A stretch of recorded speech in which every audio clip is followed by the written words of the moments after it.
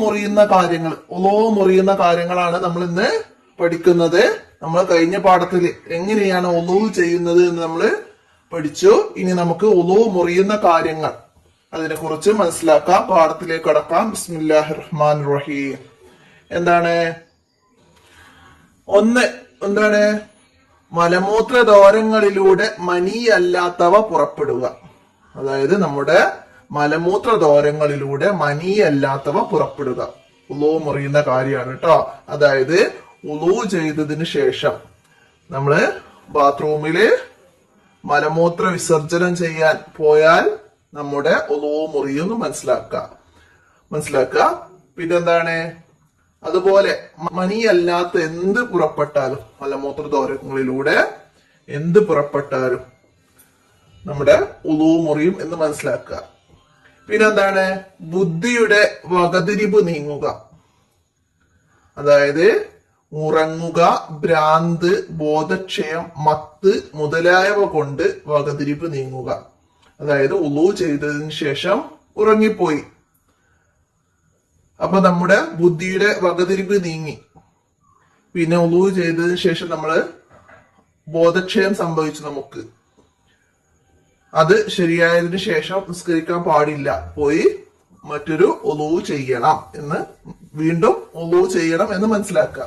അതുപോലെ തന്നെയാണ് മത്ത്, ഭ്രാന്ത്, ഇങ്ങനെ എന്ത് സംഭവിച്ചാലും വീണ്ടും ഉളൂ ചെയ്തതിന് ശേഷം മാത്രമേ നിസ്കരിക്കാൻ പാടുള്ളൂ എന്ന് മനസ്സിലാക്കുക.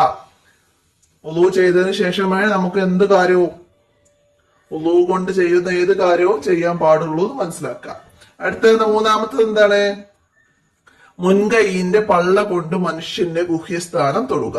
മുൻകൈയിന്റെ, നമ്മുടെ കൈയിന്റെ ഉൾഭാഗമാണ് പള്ളഭാഗം എന്ന് പറഞ്ഞാല്, കൈയിന്റെ ഉൾഭാഗം. അപ്പൊ ആ പള്ളഭാഗം കൊണ്ട് മനുഷ്യന്റെ ഗുഹ്യസ്ഥാനം തൊടുക.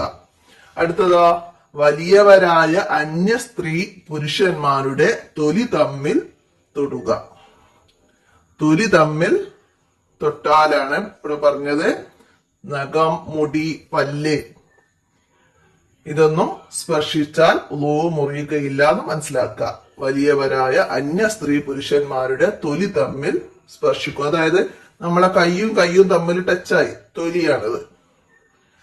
അപ്പൊ എവിടെയെങ്കിലും തൊട്ടുപോയി, ടച്ചായി പോയി, അപ്പൊ ഉളൂ മുറിയും. അപ്പൊ ഉളൂ മുറിയുന്ന കാര്യങ്ങൾ എത്രയാണ്? ഉളൂ മുറിയുന്ന കാര്യങ്ങൾ 4. അത് ഓർഡറിൽ തന്നെ മനസ്സിലാക്കി പഠിക്കുക. ഉളൂ മുറിയുന്ന കാര്യങ്ങളിൽ നിന്ന് മൂന്നാമത്തത് എഴുതുക എന്ന് പറഞ്ഞാല് മുൻകൈയിന്റെ പള്ള കൊണ്ട് മനുഷ്യന്റെ ഗുഹ്യസ്ഥാനം തൊടുക എന്ന് നമുക്ക് എഴുതാൻ കഴിയണം.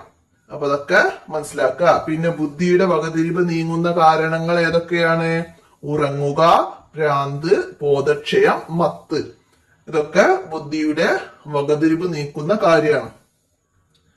ഉളൂ മുറിയുന്ന കാര്യമാണ് എന്ന് പറഞ്ഞിട്ട് നമുക്ക് ഓപ്ഷനില് ഉറങ്ങുക, അതൊരു കാരണമാണ് ഉളൂ മുറിയാനുള്ള. അപ്പൊ അത് മനസ്സിലാക്കുക. പിന്നെ ബുദ്ധിയുടെ വിവേകം നഷ്ടപ്പെടുക, നീങ്ങുക, അത് അങ്ങനെ തന്നെ മനസ്സിലാക്കുക. പിന്നെ വലിയവരായ അന്യ സ്ത്രീ പുരുഷന്മാരുടെ തൊലി തമ്മിൽ തൊടുക, അതും ഉളൂ മുറിയുന്ന കാര്യമാണ്. മനിയല്ലാത്ത വല്ലതും പുറപ്പെട്ടു, അതായത് നമുക്ക് ഓപ്ഷനിൽ ഉളൂ ചെയ്ത അവിടെ മനിയല്ലാത്ത എന്തും മലമൂത്ര ദ്വാരങ്ങളിൽ നിന്നൂടെ പുറപ്പെട്ടാല് അവരുടെ ഉളൂ മുറിയും. ഉളൂ മുറിയില്ല, എന്താണ്, മനി പുറപ്പെട്ടാൽ എന്ന് വന്നാൽ നമുക്ക് അവിടെ എഴുതാൻ കഴിയണം ഉളൂ മുറിയില്ല എന്ന്. മനിയെ പുറപ്പെട്ടാല് ഉളൂ മുറിയില്ല, മനസ്സിലാക്കുക.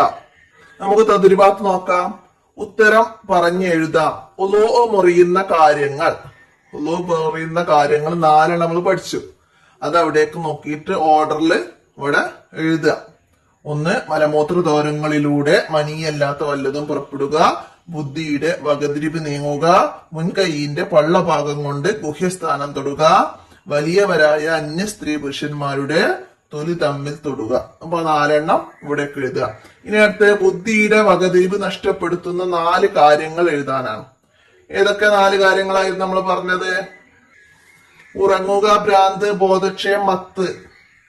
ഈ 4 കാര്യങ്ങളും ബുദ്ധിയുടെ വകതിരിവ് നീക്കുന്ന കാര്യങ്ങളാണ്. അപ്പോ വകതിരിവ് നീക്കുന്ന കാര്യങ്ങളിൽ പെട്ടതാണ് എന്ന് പറഞ്ഞിട്ട് ഇതിന് ഏതെങ്കിലും തന്നാലേ നമുക്ക് എഴുതാൻ കഴിയണം, മനസ്സിലാക്കുക. അടുത്ത ചോദ്യം എന്താണ്? മുൻകൈയിന്റെ ഏതു ഭാഗം കൊണ്ട് ഗുഹ്യസ്ഥാനം തൊട്ടാലാണ് ഉളൂ മുറിയുക? ഏത് ഭാഗം കൊണ്ടാണ്? മുൻകൈയിന്റെ പള്ള കൊണ്ട്. മുൻകൈയിന്റെ പള്ള കൊണ്ടാണ് മനുഷ്യന്റെ ഗുഹ്യസ്ഥാനം തൊട്ടാലാണ് ഉളൂ മുറിയുക. അപ്പം മുൻകൈയിന്റെ പള്ള ഭാഗം കൊണ്ട് അവിടേക്ക് എഴുതുക. അടുത്തത് എന്താണ്? മക്കൾ മാതാപിതാക്കളെ തൊട്ടാൽ ഉളൂ മുറിയുമോ? മുറിയില്ല. അവർ അന്യരല്ല, വലിയവരായ അന്യ സ്ത്രീ പുരുഷന്മാർ ആണ്. വലിയവരായ അന്യ സ്ത്രീ പുരുഷന്മാർ തമ്മിൽ തൊട്ടാലാണ് ഉളൂ മുറിയുക. മക്കൾ മാതാപിതാക്കളെ തൊട്ടാൽ ഉളൂ മുറിയില്ല. മനസ്സിലാക്കിയിട്ട് അങ്ങനെ തന്നെ എഴുതട്ടാ. മക്കൾ മാതാപിതാക്കളെ തൊട്ടാൽ ഉളൂ മുറിയില്ല. അടുത്തത് എന്താണ്? ഉളൂ മുറിയുന്ന കാര്യങ്ങൾക്ക് ടിക്ക് അടയാളവും അല്ലാത്തവർക്ക് ഈ ക്രോസ് അടയാളവും രേഖപ്പെടുത്താം. ഇവിടെ 2 പേര് സലാം പറയുന്നു. അത് 2 കുട്ടികളാണെങ്കിലും വലിയവരാണെങ്കിലും അവര് എന്താണ്? പുരുഷന്മാരാണ്. അപ്പൊ അവര് ഉളൂ മുറിയുകയില്ല. അപ്പൊ നമുക്ക് അവിടെ എന്താണ്? ടിക്ക് ചെയ്യാം. അടുത്തത് ഉറങ്ങുന്നു. ഉറങ്ങിയാൽ എന്താണ്?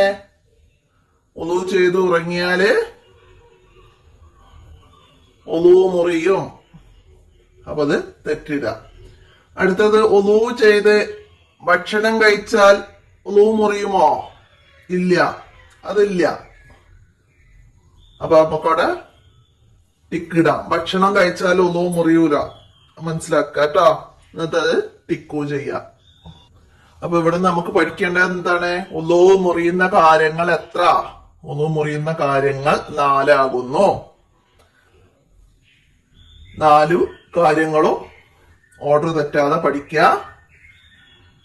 ഉളൂ മുറിയുന്ന അവസ്ഥയിൽ നിന്ന് 2 എഴുതുക എന്നൊക്കെ പറഞ്ഞ് നമുക്ക് എഴുതാൻ കഴിയണം. അപ്പൊ ആ രീതിയിൽ മനസ്സിലാക്കുക. ബുദ്ധിയുടെ വകതിരിവ് നീങ്ങുന്ന കാര്യങ്ങൾ മനസ്സിലാക്കുക.